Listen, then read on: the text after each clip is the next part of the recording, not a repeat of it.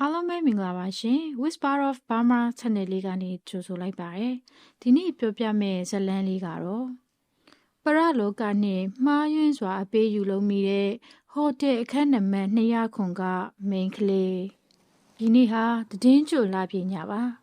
ဟိုတယ်ဟောင်းကြီးရဲ့ပြင်းပေါက်ကနေလက်ရောင်ကြီးဟာဖျားကျနေပါတယ်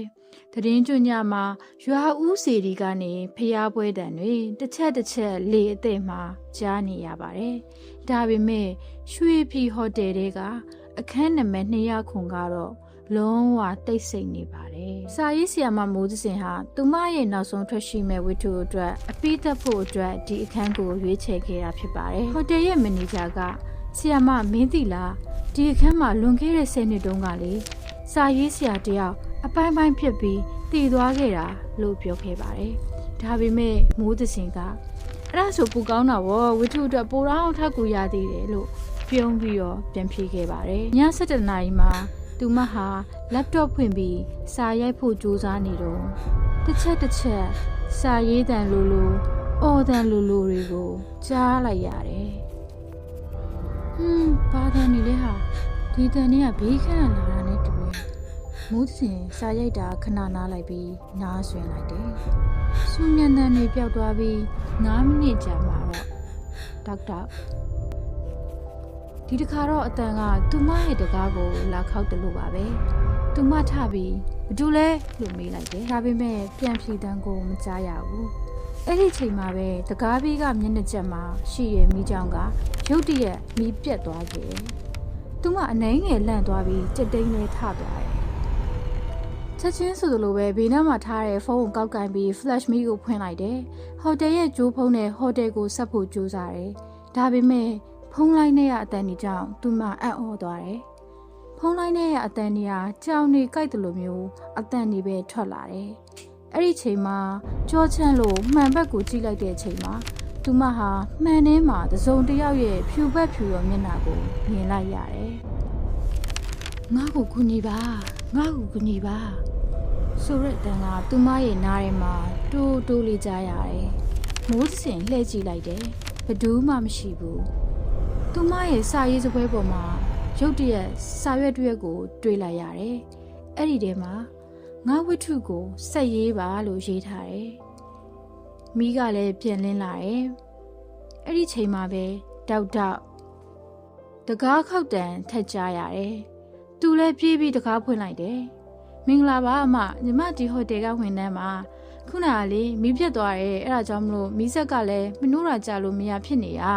ထူးဆန်းနေတော့မှဖုန်းလိုင်းတွေကလည်းခဏပြတ်သွားတာအခုမှပဲအဆင်ပြေသွားတော့တယ်အဲ့ဒါအမကြောက်နေမှာဆိုလို့လာပြောပြတာလို့ဟိုတယ်ကကောင်မလေးကပြောလိုက်တယ်အေးရပါတယ်ကွယ်အဆင်ပြေပါတယ်လို့ပြောလိုက်တယ်ဒါပေမဲ့မိုးသက်စင်ရဲ့ကိုပေါ်မှာတော့ချွေးစည်းတွေထွက်နေတော့မယ်ဒါနဲ့သူမဟာထိုင်ပြီးစာရွက်ကိုဆက်ဖတ်နေတယ်ငါဟာခဲ့တဲ့10နှစ်တုန်းကဒီမှာတိတ်ဆုံးသွားတဲ့စာရေးဆရာမောင်မျိုးဝင်းပါငါရဲ့နောက်ဆုံးဝတ္ထုကိုမပြီးခဲ့ဘူးမင်းကငါဝတ္ထုကိုဆက်ရေးပေးမယ်ဆိုရင်ငါမင်းကိုကူညီမယ်မင်းကိုနာမည်ကြီးတဲ့စာရေးဆရာမဖြစ်အောင်လုပ်ပေးမယ်ဒါပေမဲ့ငါရဲ့လျှို့ဝှက်ချက်ကိုတော့ဘယ်သူ့ကိုမှမပြောရဘူးမိုးစင်ဟာမပြီးသေးတဲ့မောင်မျိုးဝင်းရဲ့ဝတ္ထုကိုလည်းစိတ်ဝင်စားတယ်ပြီးတော့သူဟာနာမည်ကြီးတဲ့စာရေးဆရာတယောက်လည်းဖြစ်ချင်တာကြောင့်အဲ့ဒီကတိကိုလက်ခံပြီးအပေးယူကိုလက်ခံဖို့ဆုံးဖြတ်လိုက်တယ်။မိုးသစင်ဟာမောင်မျိုးမင်းရဲ့ဝတ္ထုကိုဆက်ရေးဖို့ဆုံးဖြတ်လိုက်တယ်။ဒါပေမဲ့သူမဟာဝတ္ထုရေးနေရင်မောင်မျိုးဝင်းရဲ့တည်ဆုံမှုကိုလျှို့ဝှက်ဆုံတောက်လုပ်မယ်လို့လည်းစိတ်ကူးလိုက်တယ်။ဒီလိုနဲ့မောင်မျိုးဝင်းပြောတဲ့အတိုင်းဘီရိုအောက်မှာမောင်မျိုးဝင်းမတည်ခင်ကထားခဲ့တဲ့စာအုပ်အဟောင်းကိုလိုက်ရှာလိုက်တယ်။နောက်ပြီးအဲ့ဒီစာအုပ်ကိုဆက်ရေးဖို့ပြင်ဆင်ပါတော့တယ်။တစ်ဖက်မှာလည်းဟိုတယ်ရဲ့မှတ်တမ်းတွေကိုကြည့်တဲ့အခါမောင်မျိုးဝင်းဟာသူ့ရဲ့ချစ်သူနဲ့အတူဟိုတယ်ကိုလာခဲ့တယ်။ဒါပေမဲ့ချစ်သူကတော့ပျောက်ဆုံးနေတယ်။ရဲတွေကမောင်မျိုးဝင်းခန္ဓာကိုယ်ကိုသူ့ချစ်သူကတက်ပြီးအပိုင်းပိုင်းလောက်ကပြေးထွက်သွားတယ်လို့ယူဆထားကြ။ဒါပေမဲ့မိုးသစင်ရဲ့စုံနောက်လုပ်ငန်းစဉ်မှာသူမဟာမောင်မျိုးဝင်းရဲ့ရိတ်ကိုမကြာခဏမြင်နေရတယ်။ရိတ်ကသူမကိုလမ်းညွှန်ပေးနေတယ်လို့ပါပဲ။တညမှာတော့သူမဟာဟိုတယ်ရဲ့တူလောင်ခန်းထဲမှာမောင်မျိုးဝင်းရဲ့တည်ဆုံမှုနဲ့ပတ်သက်တဲ့ဗီဒီယိုဖိုင်ကိုတွေ့လိုက်ရတယ်။ ဖိုင်ထဲမှာတော့ဗီဒီယိုဖိုင်ထဲမှာမောင်မျိုးဝင်းဟာသူ့ချစ်သူနဲ့စကားများပြီးသူ့ချစ်သူကိုတတ်ဖို့ကြိုးစားနေအောင်မှတ်တမ်းတင်ထားတယ်။ဒါပေမဲ့သူ့ချစ်သူကခုခံတယ်။ခုခံရင်အရှိန်လွန်ပြီးမောင်မျိုးဝင်းကိုဓာတ်နဲ့ထိုးလိုက်တယ်လို့ဖြစ်သွားပြီးမောင်မျိုးဝင်းတိတ်ဆုံးသွားတယ်။ချစ်သူကတော့လန့်ပြီးထွက်ပြေးသွားတယ်။မိုးသစင်ဟာဒီအကြောင်းကိုရဲဌာနကိုတွားရောက်တိုင်ကြားဖို့ဆုံးဖြတ်လိုက်တယ်။ဒါပေမဲ့အဲ့ဒီအချိန်မှာပဲမောင်မျိုးဝင်းရဲ့အရေးကိုထပ်မြင်လိုက်ရတယ်။အရေးကသူမကိုမင်းငါ့ကိုတစ္ဆာဖောက်တာလားမိုးသစင်လို့မေးလိုက်တယ်။မိုးသစင်ကထွက်ပြေးဖို့ကြိုးစားတယ်။ဒါပေမဲ့ဟိုတယ်ရဲ့တကားတွေအားလုံးဟာပိတ်ထားတယ်။ဓာတ်တစ်ချောင်းကိုကင်ထားတဲ့အရေးတစ်ခုကသူမဘက်ကိုချင်းကပ်လာတယ်။မင်းကငါဝိထုကိုဆက်ရေးမယ်လို့ဂရိပေးခဲ့တာပဲ။ဘာလို့ငါကိစ္စတွေကိုလိုက်ဖော်ထုတ်နေရလဲ။အရှိကပြောတယ်။ပရလောကသားနဲ့ဂရိဆိုတာသိရတယ်လို့ထပ်ပြောတယ်။တဖြည်းဖြည်းမိုးသစင်ဟာအသက်ရှူကျက်လာတယ်။သူမရဲ့နောက်ဆုံးအသက်ရှူရင်းနဲ့ကျေးဇူးပြုပြီးငါ့ကိုမတက်ပါနဲ့ငါ့လွတ်ပေးပါလို့တာမင်းကိုမတက်ပါဘူးမင်းကိုငါနဲ့အတူရှိနေစေချင်တာမင်းကဝိတုဆက်ရေးရမယ်လေလို့အရေးကပြောတယ်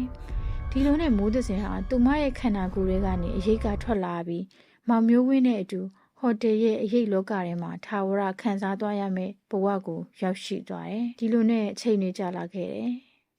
ဒီနေ့ကရွှေပြည်ဟိုတယ်ဟာပြန်လည်မုန်းမှန်ပြီးဖွင့်လှစ်ထားတယ်ညဘက်မှာအခန်းနံပါတ်200ခုကိုဖျက်သွားတဲ့ဧည့်သည်တွေဟာခါတရံမှာစာရေးဆရာ2ယောက်ရဲ့တူတူလေးပြောတန်ကိုကြားနေရတယ်။သူတို့ဟာမပြီးဆုံးနိုင်တဲ့ဝတ္ထုတစ်ပုဒ်ကိုအတူတူရေးသားနေတာပဲဖြစ်ပါတယ်။တကယ်လို့သင်ဟာဝတ္ထုရေးဖို့စိတ်ဝင်စားတယ်ဆိုရင်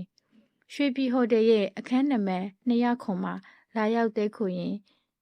ဝတ္ထုကိုစုံတဲ့အထိဆက်ရေးပေးလို့ရပါတယ်။ကျမတို့ channel လေးကိုအားပေးတဲ့အတွက်ကျေးဇူးတင်ရှိပါတယ်။နောက်ထပ်လည်းယခုလိုမျိုးဗီဒီယိုတွေဆက်လက်တင်ပေးပါမလို့ subscribe နဲ့ like လုပ်ပေးထားဖို့လည်းမေတ္တာရက်ခံအပ်ပါတယ်ရှင်။ကျေးဇူးတင်ပါတယ်။